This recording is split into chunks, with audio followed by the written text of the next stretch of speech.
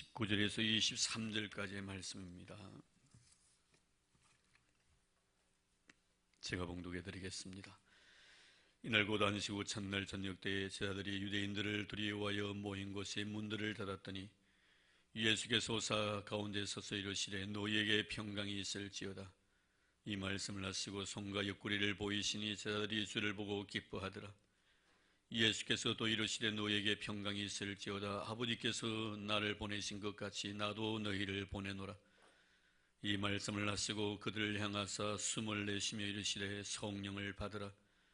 너희가 누구의 죄든지 사하면 사해질 것이요 누구의 죄든지 그대로 두면 그대로 있으리라 하시니라. 아멘.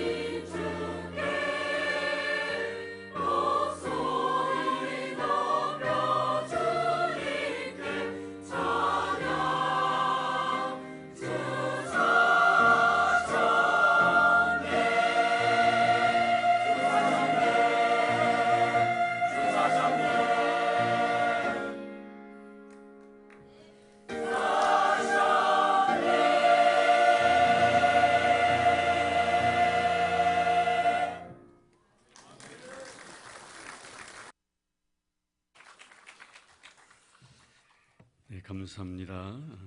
부활의 아침 주님의 이름으로 여러분들을 축복합니다. 네, 오늘은 주님께서 우리의 죄를 위하여 말씀대로 십자가 지시고 죽으시다가 말씀대로 사흘 만에 다시 사신 부활절입니다. 이 부활의 축복이 여러분의 삶 속에 항상 함께하기를 주의 이름으로 축원합니다. 우리 주님께서 부활하시고 나신 뒤에 제자들에게 나타나셨죠.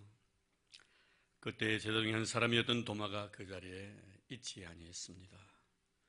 부활의 주님을 만난 제자들은 다시 도마를 만났을 때 도마에게 주님의 다시 사심에 대해서 말씀을 드렸지만 도마는 그 사실을 믿으려고 하지 아니했습니다. 자신이 경험하지 아니한 일이기 때문이었습니다. 이것은 사람들의 공통적인 심리이지요.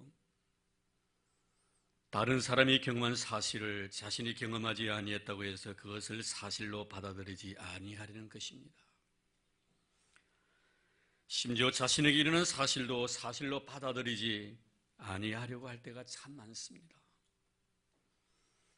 가령 건강했던 나에게 죽을 병이 걸렸다고 의사가 진단을 내렸을 때 그것을 사실로 받아들이려고 하지 아니한다는 것입니다. 사실임에도 불구하고 말입니다.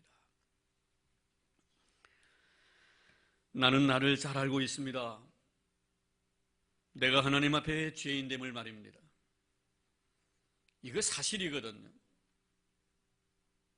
근데 다른 사람이 나에게 죄인이라고 하면은 나중에야 어떻게 되든지 간에 그 사실을 지금은 인정하고 싶은 생각이 없어집니다. 여러분, 사실 앞에서 내가 어느 정도 진실한가?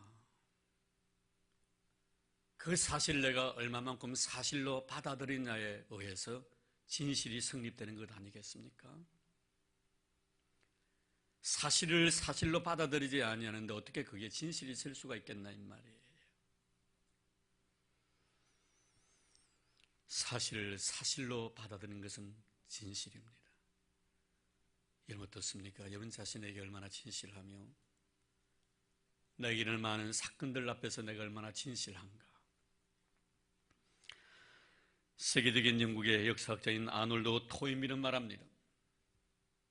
내가 지금까지 역사를 연구해 본 결과 가장 확실한 사실은 예수 그리스도의 부활 사건이다. 예수 그리스도의 부활 사건만큼 확실한 사실은 없다라고 그는 말합니다. 예수님께서 죽으셨다가 다시 사셨다는 것은 사실입니다. 누가 뭐래도 사실입니다. 나는 믿는다고 해서 나에게만 사실이고 너는 믿지 아니한다고 해서 너에게 사실인 것이 사실이 아닐 수가 없다는 것입니다. 어찌 나는 그것을 믿는데 그 믿음 자체가 사실인데 네가 믿지 않는다고 해서 그 사실이 그릴 수가 있나 이 말이에요. 믿든지 아니 믿든지 예수님의 부활 사건은 사실인 줄 믿습니다. 상대방이 아무리 부인한다 할지라도 사실이 아니라고 나는 본 적이 없다고 말할지라도 어떻게 사실을 부인할 수가 있겠단 말이에요.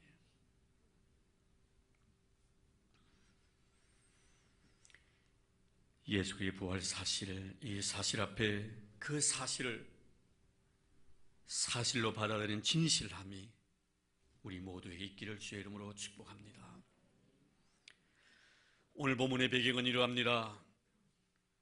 주님을 너무나 사랑했던 막달란 마리아, 주님께로 받은 은혜가 너무나 커서 늘 주의 곁에 따라다녔지요. 주님을 위해서 내가 입은 바 받은 바 사랑과 은혜가 너무나 큰데 이 은혜와 사랑을 내가 무엇으로 보답할까?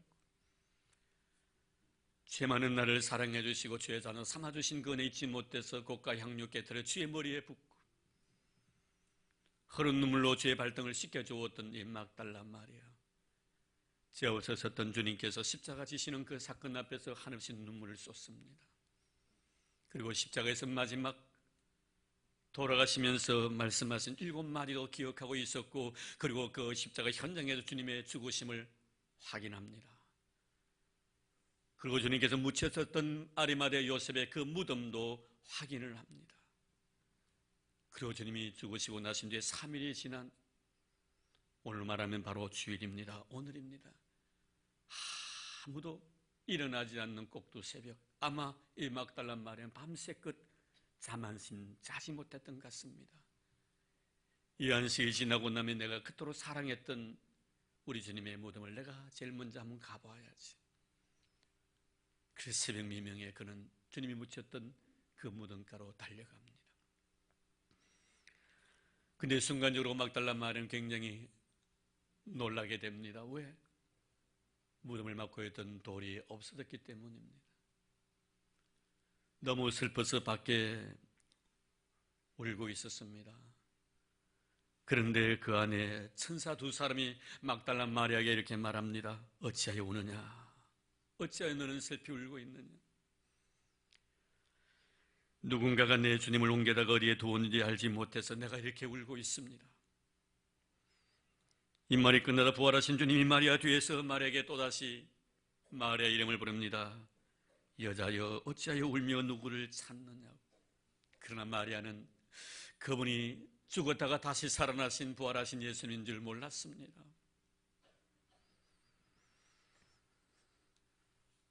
여전히 마리아는 주님임을 알지 못하고 동산직인 줄 알고 주님의 시신에 대해서 다시 묻습니다. 이때 주님은 마리아 이름을 부르십니다. 마리아야.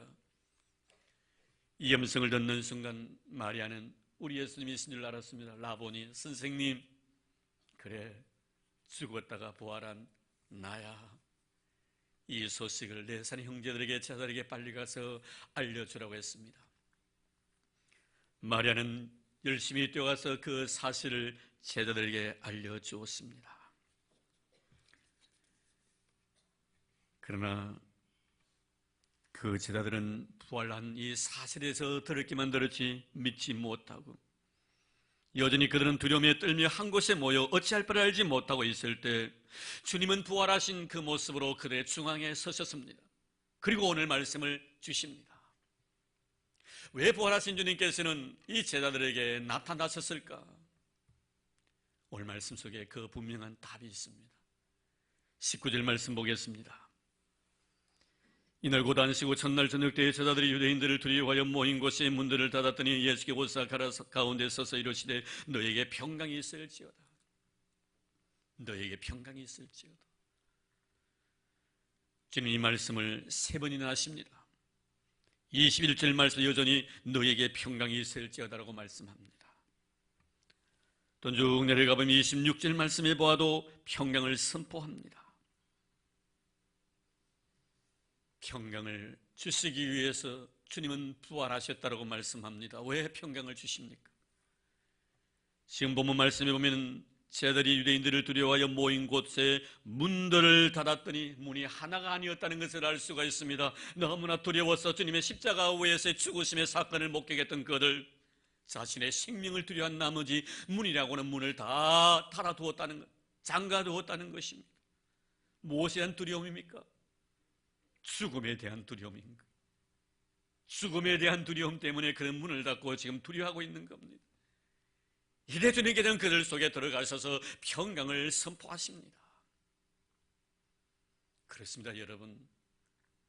우리 인간에게 오는 두려움은 바로 죽음입니다. 내가 죽고 난 뒤 어떻게 될까에 대한 두려움과 염려들이 없지 않아 있습니다. 그러나 여러분 염려하지 마십시오. 주님이 부활하신 주님은 우리에게 이 죽음을 이길 수 있는 능력, 이 평강의 축복을 우리에게 주시기 위하여 부활하신 몸으로서 제자들에게 나타나셨다는 사실을 말입니다. 요한복음 11장 말씀을 보십시오. 그토록 사랑했던 나사로가 죽었습니다. 죽고 난 뒤에 나흘이 되고 난 뒤에 그 집에 도착했던 우리 주님, 나사로의 누이 동생이었던 마르다가 주님 앞에 이렇게 이야기합니다. 주님 왜 이제 오십니까? 좀 더 빨리 오셨더라면 내 오라버지가 죽지 아니하실 터인데 왜 이제 오십니까? 이때 주님이 뭐라고 말씀하십니까? 나는 부활이요 생명이니 나를 믿는 자는 죽어도 살겠고 무릇 살아서 나를 믿는 자는 영원히 죽지 아니하리라. 내가 이것을 믿느냐? 주여 믿습니다. 주여 믿습니다. 네가 믿으면 하나님의 영광을 보리로라. 나사로의 무덤가에 가가지고 나사로에 나오느라 했더니 죽었던 나사로가 다시 살아났습니다. 부활에 놀란 주님의 능력을 말씀해 주고 있는 내용인 것입니다. 사랑하는 성도 여러분, 왜 주님은 부활하셨습니까? 우리의 죽음의 문제를 해결하기 위해서 부활하신 줄로 믿습니다. 주님을 믿는 자는 죽지 않고 영원히 삽니다. 살아서 주를 믿는 자는 영원히 죽지 아니라고 분명히 주님이 선포하셨습니다. 부활하신 주님은 우리에게 이 죽음의 문제를 해결해 주시고 영원히 살 수 있는 천국으로 우리를 인도해 주시기 위하여 그분은 친히 부활하셨다는 사실을 우리에게 말씀해 주고 있습니다. 주님이 부활하신 목적은 내 죽음의 건너 저편에 평강이 있다는 사실, 죽음은 인생의 삶 속의 마지막이 아니라 다음 세계를 가는 하나의 과정이요, 그리고 다음 세계는 나를 믿음으로 말미암아 평강이 주어진다는, 천국이 주어진다는 이 귀한 진리를 우리에게 말씀해 주시기 위하여 부활하신 그 주님께서 제자들을 만나셨다는 것을 꼭 기억하시기를 바랍니다. 이 시간 혹시나 여러분 세상의 모든 것들에 대해서 두려워하는 마음이 있습니까? 죽음에 대한 염려들이 있습니까? 주 예수를 믿으십시오. 부활의 주님을 믿으시기를 바랍니다. 그분을 믿는 자는 죽어도 살겠고 무릇 살아서 주님을 믿는 자는 영원히 죽지 아니할 줄로 믿습니다. 그리고 주님께서 부활하신 이유는 무엇입니까? 아버지께서 나를 보내신 것 같이 나도 너희를 보내노라고 말씀합니다. 21절 말씀입니다. 아버지께서 나를 보내신 것처럼 나도 너희를 보내노라. 하나님께 예수님을 왜 이 세상에 보내주셨습니까? 주님은 우리에게 이 말을 말씀하십니다. 하나님이 세상을 이처럼 사랑하사 독생자를 주셨으니 누구든지 저를 믿으면 멸망치 않고 영생을 얻게 하려 하심이라. 하나님이 세상을 이처럼 사랑하사 예수를 이 세상에 보내주셨습니다. 하나님이 우리를 너무너무 사랑하셨다는 그 증거로서 예수를 이 세상에 보내주셨다는 것입니다. 그러면 예수님께서 제자들을 내가 보낸다는 말씀 무엇입니까? 하나님이 우리를 너무너무 사랑하셨다는 그 사실을 너희들이 전하게 하기 위해서 독생자를 느끼지 아니하시고 십자가 후에서 죽게까지 하시면서 하나님이 우리에 대한 자기의 사랑을 확정하셨다는 이 귀한 사실을 증거하게 하기 위하여 내가 너희들을 보내노라고 말씀합니다. 사랑하는 성도 여러분, 부활의 아침에 주님 부활하자 제자들에게 나타나셔서 하나님이 나를 보내신 것처럼 나도 너희를 보내노라고 하신 이 귀한 말씀, 세상을 너무너무 사랑하셨던 주님, 저와 여러분을 너무나 사랑해 주셨던 주님, 십자가에 못 박게 죽게까지 하시면서 우리를 사랑해 주셨던 우리 하나님, 그렇습니다. 여러분이 무엇을 사랑해 주셨을까요? 모두를 사랑해 주셨습니다. 여러분의 허물도 사랑해 주셨습니다. 여러분의 부족함도 사랑해 주셨습니다. 여러분이 죄 지을 수밖에 없는 나약한 인간의 죄성도 하나님 사랑해 주셨습니다. 나의 전부입니다. 요한복음 13장 1절 말씀 이렇게 말씀합니다. 주님께 세상에 있는 자기 사람을 사랑하시되 끝까지 사랑해 주신다. 여러분을 사랑하시되 여러분 끝까지 사랑해 주시는 우리 주님이십니다. 여러분의 머리끝부터 발끝까지, 여러분의 장단점도 다 사랑해 주십니다. 여러분의 냄새 나는 것도 사랑해 주십니다. 숙취도 사랑해 주시고 우리의 허물까지도 주님 사랑해 주십니다. 하나님이 나의 숙취와 내 허물을 사랑해 주시고 예수님을 보내주신 것처럼 너희들도 저 세상에 나가서 하나님이 얼마나 우리를 사랑해 주셨는가 하는 것을 전하라는 것입니다. 그래서 내가 너희를 보낸다고 말씀하고 있습니다. 부활의 아침, 부활의 주님을 만난 사랑하는 성도 여러분, 하나님이 세상을 이처럼 사랑하사 우리 주님 이 세상에 보내주시고 십자가 지게 하시고 부활하게 만드셨습니다. 이 놀라운 사실을, 이 놀라운 하나님의 사랑을, 하나밖에 없는 아들을 죽이기까지 우리를 사랑해 주신 이 아름다운 사랑을 온 세상에 전하는 여러분 되기를 주의 이름으로 축복합니다. 그리고 부활하신 주님은 마지막으로 제자들에게 이렇게 말씀합니다. 성령을 받으라고 말씀하십니다. 22절 말씀에 보면 이 말씀을 하시고 그들을 향하여서 숨을 내쉬며 이르시되 성령을 받으라. 왜 주님이 이 시점에서 성령을 받으라고 명하십니까? 이런 성령은 무엇이 우리로 하여금 믿게 하게 하며 위함이요, 우리로 하여금 예수님의 부활을 전하게 하기 위해서, 성령은 부활하신 예수님을 믿게 하기 위함이고 성령님은 부활하신 예수님을 전하게 하기 위해서 우리에게 성령을 받으라고 말씀하시는 것입니다. 그렇습니다. 여러분, 성령이 아니고는 예수 그리스도의 주되심을 내가 믿을 수가 없습니다. 죽었던 사람이 다시 살아서 예수 그리스도의 부활 사건을 내가 믿을 수가 없습니다. 성령이 내 마음속에 오셔야만이, 내가 성령을 받아야만이 예수 그리스도의 주되심과 예수 그리스도의 부활 되심을 내가 믿을 수 있기 때문에 우리 주님 말씀하십니다. 성령을 받으라고. 사랑하는 성도 여러분, 예수님 부활하심을 믿습니까? 예수가 여러분의 주 되심을 믿습니까? 믿습니까? 확신합니까? 그러면 여러분들은 성령을 받은 사람들인 줄로 믿습니다. 성령이 아니고는 예수를 주라고 시인할 자가 아무도 없다고 사도 바울은 고린도서 12장 3절에 말씀하고 있기 때문에 그렇습니다. 성령을 받아라신 것은 부활의 주 되심을 나로 하여금 믿게 하기 위해서, 그리고 우리가 성령을 받아야만이 부활하신 주님을 전할 수 있기 때문에 그렇습니다. 주님이 세상을 향하여 제자를 보내신 것은 하나님의 사랑을 전하는 것과 동시에 예수 그리스도의 부활되심을 증거하게 하기 위해서입니다. 그런데 문제는 무엇입니까? 이 예수 그리스도의 부활되심을 증거할 때는 엄청난 시련과 핍박과 역경과 고난이 있다는 사실입니다. 이 고난과 어려움들을 이기기 위해서는 너희들이 성령의 놀라운 능력을 힘입어야 된다는 것입니다. 여러분 아시지 않습니까? 우리 예수님께 부활하시고 나서 40일 동안 이 세상에 계시다가 성전 나서기 전에 제자들에게 이렇게 말씀하십니다. 예루살렘을 떠나지 말라고, 아버지께서 주시고자 약속하신 성령을 기다리라고 말씀하십니다. 이때 이 명령을 받았던 예수님의 12제자를 위시해서 120명의 성도들이 나가다락방에서 모여서 하나님 앞에 성령을 기다리며 간절히 기도했을 때 성령 임재를 뜨겁게 느낍니다. 성령 충만의 역사가 나타납니다. 이때 그런 놀라운 성령의 충만함을 받고 난 뒤에 나가서 무엇합니까? 여러분, 주 예수의 부활의 놀라운 사건을 전합니다. 이 사실을 전했을 때 부활을 믿지 아니했던 사두개인들이 베드로와 요한을 위시한 모든 제자들에게 고통을 줍니다. 엄청난 시련을 줍니다. 그러나 제자들은 이렇게 고백합니다. 자기 자신들이 예수의 부활을 전하다가 고통당할 수 있는 자로 인정해 주심에 대해서, 합당한 자로 여기심에 대해서 기뻐했다라고 말씀하고 있습니다. 하나님 감사합니다. 다른 것을 통하여 고난당하는 것이 아니라 예수 그리스도의 부활을 증거하다가 우리로 하여금 고난당할 수 있는 이런 은혜 주시니 너무나 고맙습니다. 이런 자로 우리로 하여금 합당하게 여겨주시니 너무나 기쁩니다. 너희들 가서는 다시는 예수 그리스도의 부활을 갖다가 전하지 말라고, 예수 부활 사건을 전하면 다시 한번 너희들 그냥 두지 않겠다고. 이때 베드로와 요한이 뭐라고 말합니까? 어찌 우리가 하나님 앞에서 당신들의 말을 듣는 것이 옳은가, 하나님의 말씀을 듣는 것이 옳은가 너희들이 판단해보라. 우리는 보고 들은 것을 이야기하지 아니할 수가 없노라. 할렐루야. 우리가 보고 들은 것을, 예수의 부활을 보았고 예수의 부활의 놀란 능력을 맛보았고 주의 거룩한 능력의 말씀을 우리가 들었는데, 듣고 본 것을 어찌 우리가 전하지 아니하리요? 사실을 사실대로 어떻게 우리가 전하지 아니하겠냐고. 누가 주신 능력입니까 여러분? 성령이 주신 능력인 줄로 믿습니다. 그래서 성령을 받으라고 말씀하신 것입니다. 사랑하는 성도 여러분, 성령은 이 시간에 우리로 하여금 예수 그리스도의 부활을 믿기에 하심을 믿으시기를 바랍니다.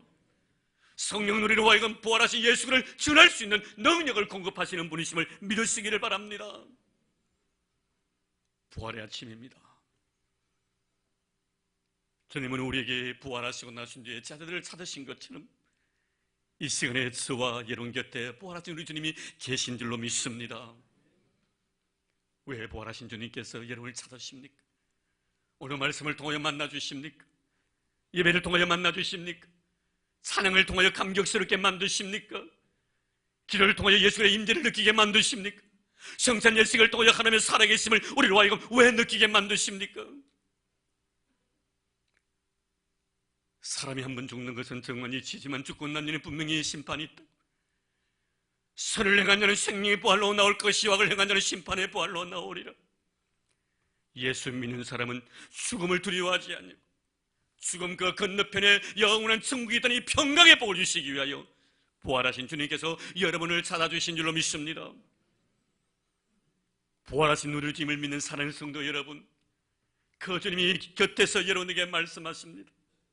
아버지께 나를 보내신 것처럼 나도 너희들을 보낸다고. 하나님 아버지께 이 세상을 너무너무 사랑하셔서 하나밖에 없는 독생자를 이 세상에 보내신 것처럼 나도 너희들을 보낸다. 이 하나님의 놀라운 사랑, 십자가의 사랑, 구속의 은총, 이 놀라운 축복을 모든 사람에게 전하기를 원하는 마음으로 제자를 이 세상에 보낸다고 말씀하십니다. 여러분 가십시오. 세상을 향하여. 주의 부활하심을 믿는 사는 성도 여러분, 하나님의 뜨거운 사랑을 전하는 여러분 되기를 주 이름으로 축복합니다. 이 겨우 아름다운 복된 소식을 전하게 하기 위하여 부활하신 주님께 지금 이 시간에 여러분의 곁에서 여러분에게 말씀해주고 계신 줄 믿습니다. 그분 내 곁에서 말씀하십니다. 날마다 성령의 충만함을 받으라고, 날마다 성령 충만 받으라고. 그래야만이 부활하신 예수 그리스도가 내 가슴속에 영원히 식어지지 아니한다고. 그리고 부활하신 주님을 전하기 위해서는 성령 놀란 능력이 필요하다고. 성령 능력을 공급받는 사는 성도 여러분 되기를 주의 이름으로 축복합니다. 주님 오시는 그날까지 부활하신 예수 그를 전하는 저와 여러분의 삶이 되기를 주의 이름으로 축복합니다. 하나님 감사합니다. 고맙습니다. 우리를 영원한 생명으로 인도해 주시기 위하여, 평강의 복을 주시기 위하여 부활하신 우리 주님께서 제자들을 찾아주신 것처럼 일생에 우리를 찾아주신 것 감사드립니다. 주님, 하나님의 뜨거운 사랑, 그 사랑에 의해서 주님이 이 세상에 오신 것처럼 사랑을 받은 우리들에게 이 세상을 향하여 주의 사랑, 하나님의 사랑, 십자가의 사랑을 전하게 하기 위하여 내가 너희를 보낸다고 말씀하십니다. 주님, 가게 하소서. 주의 사랑 안고, 주님의 십자가의 뜨거운 사랑 안고 세상을 향하여 나가 하나님이 세상을 이처럼 사랑하셨다라고 선할 수 있는 우리가 될 수 있도록 주님 도와주시기를 원합니다. 주여, 성령을 주옵소서. 사모합니다. 기다립니다. 부활의 놀라운 사실을 믿을 수 있는 믿음 흔들리지 않게 하여 주옵소서. 그리고 부활하신 예수 그들을 전할 수 있는 능력을 우리에게 허락하여 주옵소서. 그러므로 사랑하는 형제들아, 견고하여 흔들리지 말며 항상 주의 일에 더 힘쓰는 자들이다. 이는 너희 수고가 주 안에서 헛되지 않은 줄을 알미라고 말씀했던 바울의 아름다운 신앙의 고백처럼 흔들림이 없는 신앙이 되도록 축복하옵소서. 우리 모두 부활의 산증인들이 되도록 축복해 주옵소서. 이제 헌금을 위하여 하나님 앞에 기도드립니다. 마음과 정성을 다하여 귀한 예물 하나님 앞에 드리옵니다. 오 하나님 아버지여, 물질만이 아니기를 원합니다. 아니, 내 마음이기를 원합니다. 나를 사랑해 주신 주님에 대한 사랑의 아름다운 보답이기를 원합니다. 바칠 수 있는 주심된 고마움의 표시기를 원합니다. 드릴 수 있는 감사함의 아름다운 표시기를 원합니다. 기뻐 명하여 주옵소서. 받아 주옵소서. 연락하여 주옵소서. 물질과 함께 내 몸뚱아리 거룩한 제물되어 주님 앞에 드리오니 향기 나게 하여 주옵소서. 거룩하신 하나님 아버지의 11조를 드립니다. 감사 예물을 드립니다. 성교 예물을 드립니다. 작은 죄를 위하여 미랄의 헌금도 하나님 앞에 바칩니다. 건축 헌금도 일천번제도 하나님 앞에 쏟아붓습니다. 주님, 부활 헌금도 하나님 앞에 드립니다. 너무나 감사해서 감출래야 감출 수 없는 내 가슴속에 주를 향한 뜨거운 사랑의 고백을 이 물질과 함께 드리오니 하늘문을 열어주시고 복의 복을 부어주시기를 원합니다. 들어가도 복을 받고 나가도 복을 받는 자들 되도록 축복해 주시기를 원합니다. 저의 삶의 지경이 더 넓어지도록 주님 축복해 주시기를 원합니다. 가정가정 받아주여 물질의 복을 주셔서 거룩한 부자들이 되도록 축복해 주시기를 원합니다. 사업도 번창게 해주시기를 원합니다. 건강의 복도 더해 주시기를 원합니다. 꽃으로서 놓았습니다. 사랑하는 자녀들을 생각하는 부모의 가득한 정성이 속에 담겨져 있습니다. 기뻐 허명하여 주옵소서.